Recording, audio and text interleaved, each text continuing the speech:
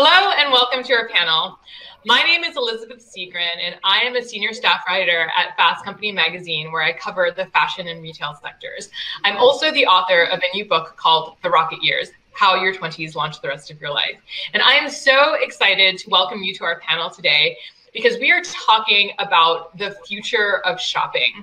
Now, I spend a lot of time thinking about how we shop as part of my work every day. And these three panelists are 5 steps ahead of the rest of the industry. They are betting that the future of shopping will reside in live streaming. And all 3 of them are currently working on projects that involve live streaming. So without further ado, I would love to introduce you to my 3 panelists. Greg, why don't you kick us off and tell us about your company and who you are? Hi, everyone. Thank you for having me, Liz. It's great to be with all of you. My name is Greg Renfrew, and I'm the founder and CEO of Beauty Counter. Beauty Counter is a company that has pioneered and led the clean beauty movement. And we aim to be as disruptive in the way in which we distribute our products as in the way in which we create them. And so therefore, we are really excited about what live streaming capabilities are going to do to meet the needs of our consumers. And David, tell us about yourself. So I'm David, I'm the CMO at Klarna. At the core, we're a smart, modern, a bit more consumer-friendly way of paying. So historically, we've been very transactional at what we do. Lately, we've been adding more and more services and experiences to our set. And live shopping is the latest of the things that we're trying in order to really create new connections with our consumers. And Munira, welcome, and tell us about yourself. Hi, my name is Munira Rahimtullah, and I'm the director of Amazon Live. Amazon Live is a program on Amazon that helps customers find shopping inspiration and discover new products through interactive live video that we've woven throughout the Amazon environment. There's actually 2 flavors of Amazon Live. The first are the shows that we stream ourselves on event days like Prime Day, Black Friday, Cyber Monday, and more regularly on the Today's Deals page. And then we've also opened up our program to brands and influencers so that they can stream their own shopping videos that show up on product pages, on Amazon.com/live, and throughout our store. Well, to give all of you a glimpse of what we're talking about here, we have a little sizzle reel for you. So we're going to show that so that you get a glimpse of what we're talking about here, and then we will dig into what live streaming can do to change the retail sector.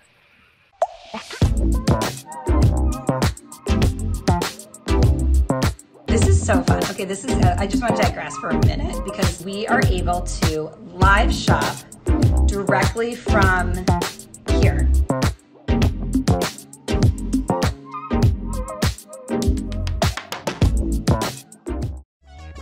Welcome to Lifestyle. And you might wonder what lifestyle is. Well, I'm gonna tell you. Lifestyle has never been more fun shopping. We're gonna make it look amazing. Lifestyle, don't miss it.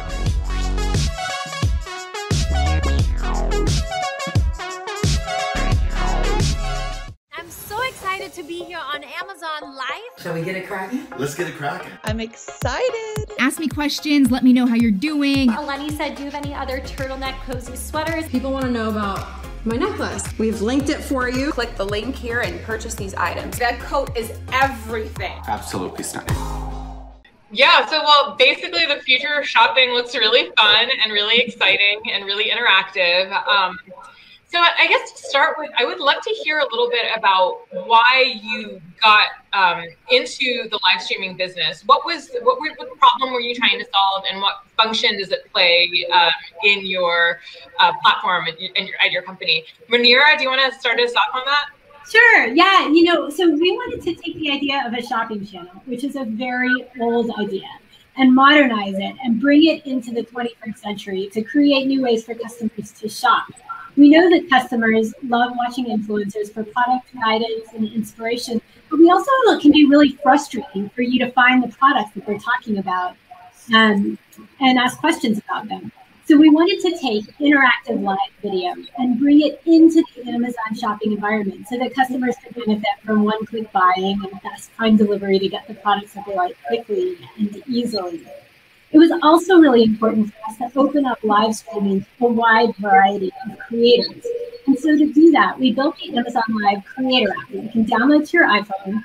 You can use it to point the camera at yourself, hit go live, and boom, you're streaming on Amazon. Viewers can chat during the live stream. You can find the products that you're talking about in the carousel right next to the screen. And they can follow creators that you love to get notified when they're going live. We've seen these live streams being used in a wide variety of ways. We see them used sort of on a regular basis for things like beauty tutorials, for shopping haul videos, for product recommendations. But, last year when in-person events started to get canceled, we found that live streams could fill a gap in things like book tours and concerts and product launches that couldn't really happen anymore. So, for example, we had Alicia Keys stream a live stream of her new book, which was super fun stream. We had musicians like Dolly Parton, John Legend, Mariah Carey, all stream to promote their new albums.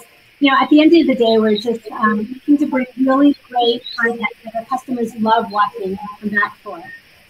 That's really cool. David, tell me a little bit about why you decided to launch a live streaming platform, given your business model, right, as a payment company. Tell me about how it fits into the larger business that you do. Yeah, exactly. And to some, it may seem a bit strange being at the core of a payments company, but I do think what people tend to forget that on a daily basis, we really do connect millions of consumers with their favorite brands already. That is what we do on our shopping app and on our platform. And we're always looking for ways to elevate that connection between brands and consumers. And I think live shopping is just a fantastic way to do so. And as I said, historically, e-commerce has been so very, very transactional, very focused on conversions.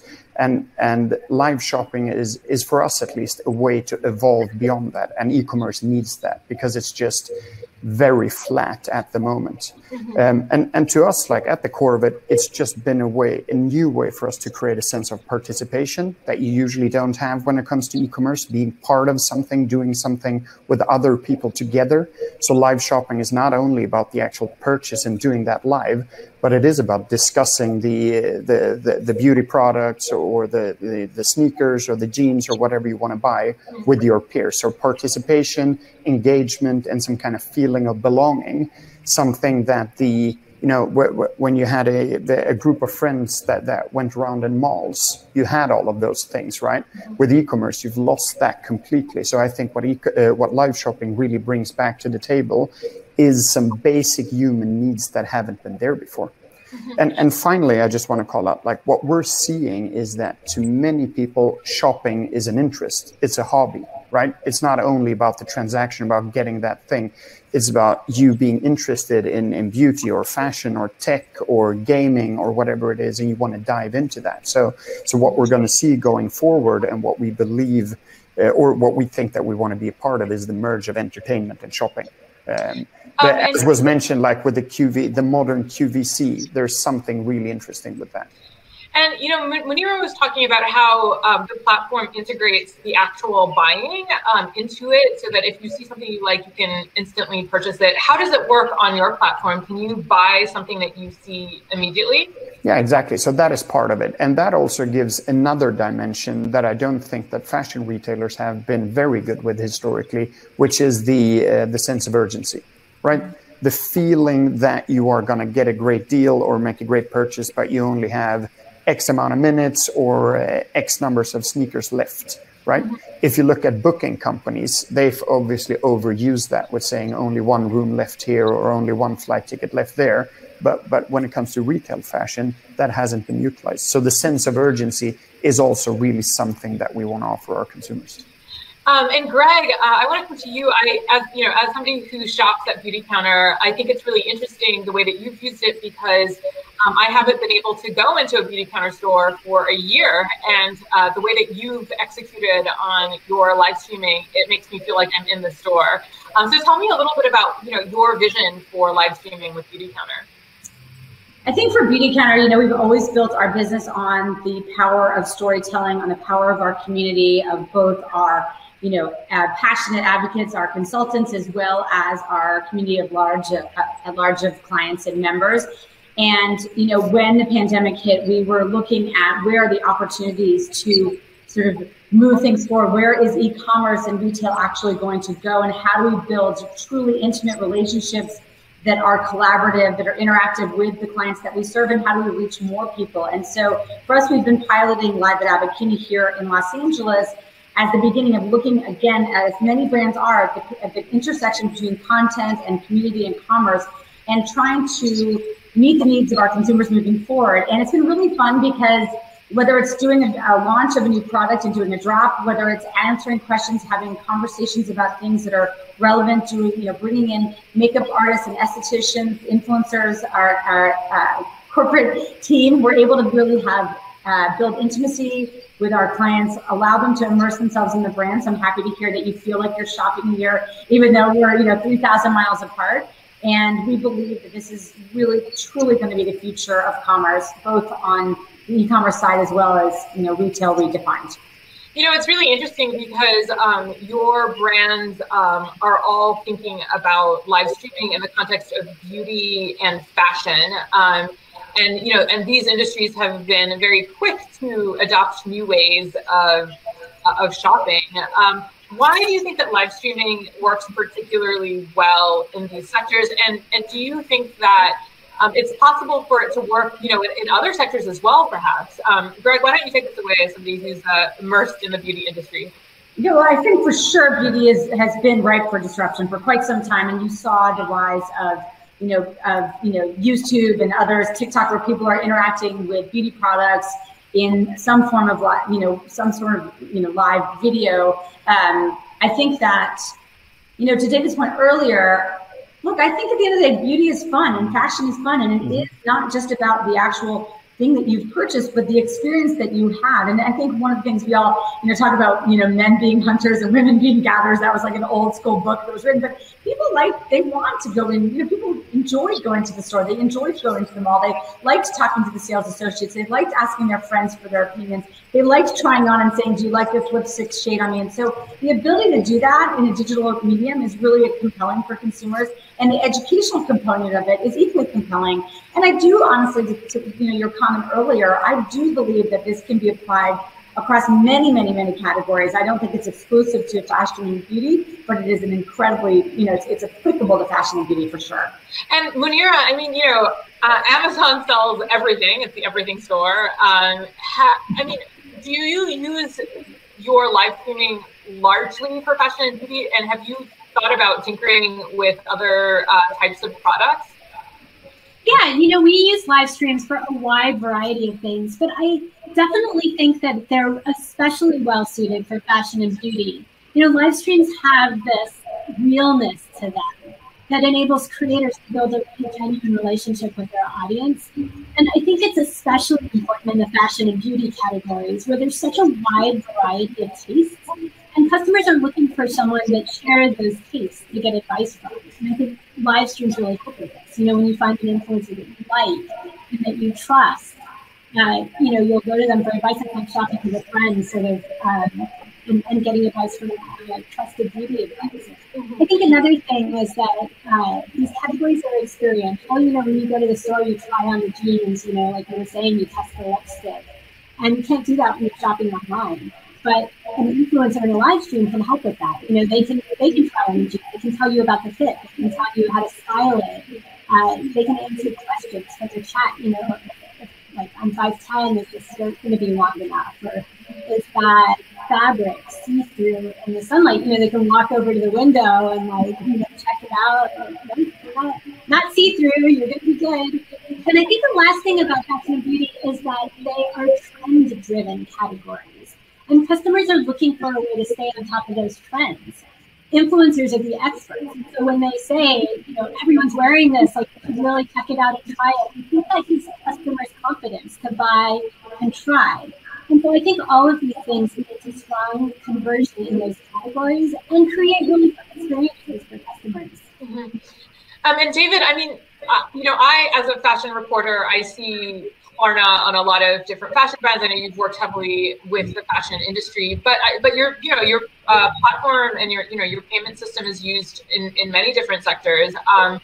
Have you thought about expanding beyond fashion beauty? I mean, would it work with things like home products or, with entirely different products altogether? Yeah, I do think it would. I mean, it lends itself very well, obviously, to beauty and fashion. Munira brought up a lot of good things, like because live shopping is very much about tutorials, how-tos, the interaction, the feeling of having tried the product, although you've never tried the product. So those kind of product categories lend themselves very well to live shopping, in my opinion. I also believe that, especially in the case of Beauty Counter, a lot of beauty and fashion brands have a loyal base of followers that want a deeper connection. There are categories like within food, for example, where the connection maybe isn't that deep that people want to engage. So it's a perfect opportunity for beauty and fashion, in my opinion. And then lastly, what we're seeing a lot is that those two categories in particular, beauty and fashion, are a lot about affirmation and credibility. So just showcasing how many of your peers have bought this exact item is something that people are looking for. Because fashion and beauty are what we see in our data a lot. It comes down to a simple question, is says who? Like, you should buy this, says who? And having that within live shopping, seeing your peers buying the product, seeing someone you trust review and interact with the product, that answers the question, says who, and that is more important in beauty and fashion than in other categories. So yes, we could expand, but those categories are key to us. Yeah, but I do think it's interesting because in general, these industries tend to be very experimental and willing to take risks, and there are lots of people who, were sort of influencers on Instagram and these, who focus on fashion and beauty. I do think it's interesting because where fashion and beauty leads, I think a lot of other industries will follow. And so I'm really excited to see, what other, industries might join you with social media. I'm thinking about things like, books, perhaps, Munira was talking earlier about how people were going on book tours and listening to music and musicians on these platforms. I think there's so many different possibilities ahead. But that said, given that all of you have, begun using these platforms, perhaps you could tell us a little bit about what has really worked on them and what hasn't worked so well. So Greg, do you want to take us away on that? I know this is fresh on your mind because this is a relatively recent launch for you. Well, I'll tell you what didn't work was my TikTok dance with my daughter, which I was trying to do, which I just stuck at. But I think that, she got like 30,000 likes in like 1 minute, and they were like looking at me like, Greg, maybe you should stick with your day job as the CEO.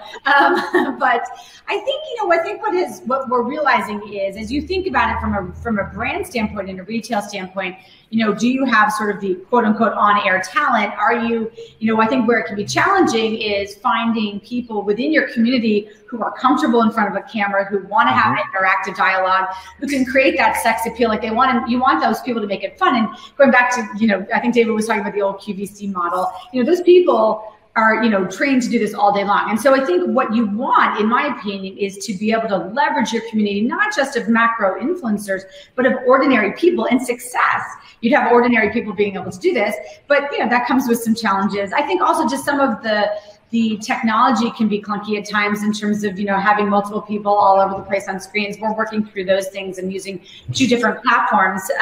But I will say that the ability to answer questions, the ability to highlight and showcase product, the ability to make a joke and have a real conversation. I think you're talking about like, is this, see-through? I mean, those things are really important. And I think they're important for today's consumer because the authenticity and the transparency and the accessibility of those influencers or those brands is so critically important in today's market that they kind of like it when things don't go perfectly, and they kind of like it when you make fun of yourself. I mean, that's part of, I think, what brands need to do to connect to consumers today. Did you have any trouble getting your customers to start playing on this platform since it was a completely new thing? How did you get people to adopt the social shopping, the live streaming shopping experience? Well, again, I'm not Dolly Parton, so I can't say that like 10 million people jumped on like this, but I do think that people are excited about engaging. I think people are so craving community, craving being part of, things, even if we're not physically together, feeling like you're with someone, feeling like you're shopping side by side, getting advice. So I actually think that people are really excited about the future with live streaming. We saw it trending out of Asia. We knew it was coming, and I think COVID afforded us an incredible opportunity to bring all of our communities, clients, and also to reach new ones for whom maybe your proposition in a physical store wasn't as compelling, or your proposition purely online wasn't. So I think people are excited about it. I mean, again, these are early innings, but I think there's a lot of good information coming, and exciting. It's an exciting moment in time. Totally. And David, how did you tell me a little bit about how you launched Lifestyle and how you got people to come on board, especially since you're working with different brands, right? So it wasn't just like one brand that was kind of doing this, right? You were sort of bringing together lots of different brands. So tell me about how you got people to adopt it and what some of your successes have been.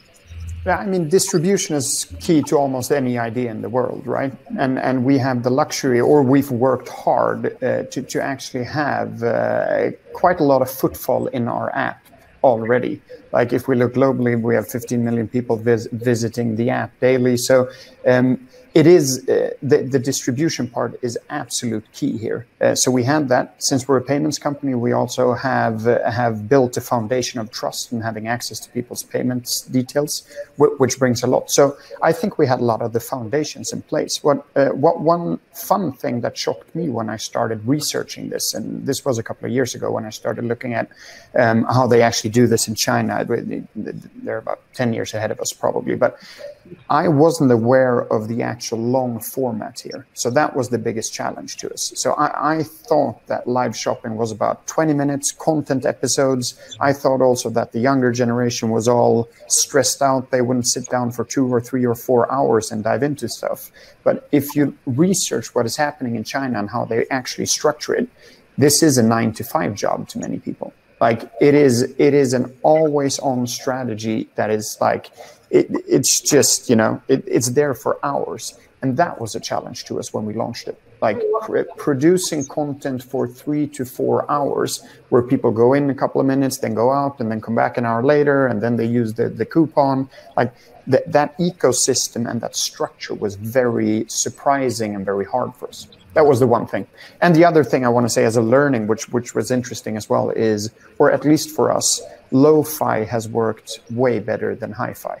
And since we have a wide variety of retailers and brands that we work with, this has come to quite a shock to a lot of the high fashion brands that are used to having a brand book, and they're used to displaying their brand in a certain way. And what we have seen really resonates with people is this authenticity, like almost, a iPhone stand, like sitting at your desk at home, reviewing products, like that works. As soon as you get on a camera team and these big kind of productions and start reading a brand book, people just drop off. So those were the two biggest learnings for us, apart from the distribution that I felt we already have. For sure. And Munira, I'm gonna give you the last word here. So you've been doing this for a long time. What have been your biggest successes that you would encourage any other company that wants to live stream to do? Yeah, well, it's actually still early days for us. We just launched the Creator app for influencers in July of last year. So we've actually been really excited about the number of influencers and brands that have been streaming regularly with us. And, to David's point, some of them have actually been able to transition to doing this full time. I really echo what David said about it is about a long form format. Because you're live, you can't be like a TikTok where you're just in and out, because if you're in and out, like no one has time to show up and stick around. And it's more like it's more social, where people stay and chat. So on Prime Day alone, for example, we had over 1,200 streams, which gives viewers a wide variety of content to choose from. And I think that breadth of content is really important, to give something that works for everyone. I've also been really excited about the caliber of the creators that we've seen, to Greg's point. It really matters that they can engage with their audience.